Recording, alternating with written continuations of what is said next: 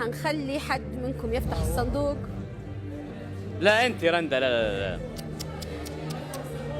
انا كنادر فتحت انا الصندوق، ما فيش حد يفتح الا انت. انا بروحي طلعت من الموضوع هو، وانا تمنيت تراجع شو. لحظه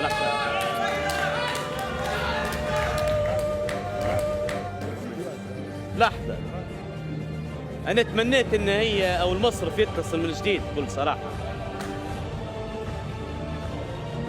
اتمنى المصرف يوقف مع رندا اليوم بكل صراحه يعني،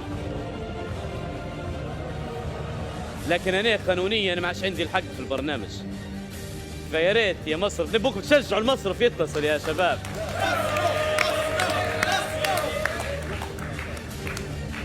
قالك مستحيل نتصل للاسف، في ميه هنايا. ها نفتح. تفتحيش؟ لا لا لا،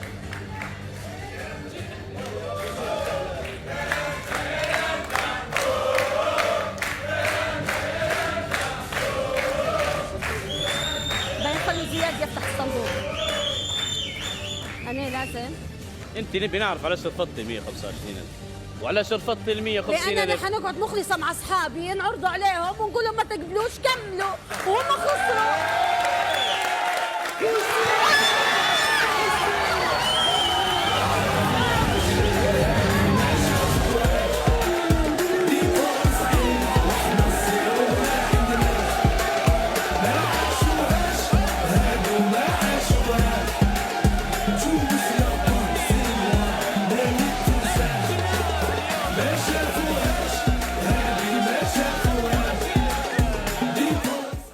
فنانة رندا عبد اللطيف زي ما شفنا جمهورها كلهم خشوا لها، فتحية ليهم كلهم اللي ساندوها وشجعوها.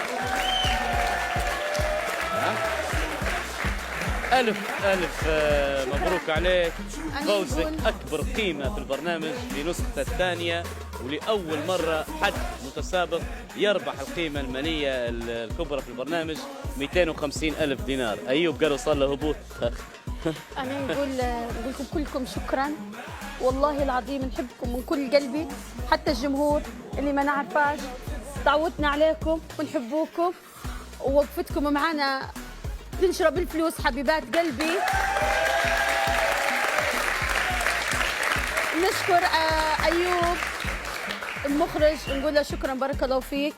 كل التقنيين، كل أحبابي وأصحابي، لما كانت حلوة في ناس أول مرة نتلاقى معاها وحبيتها.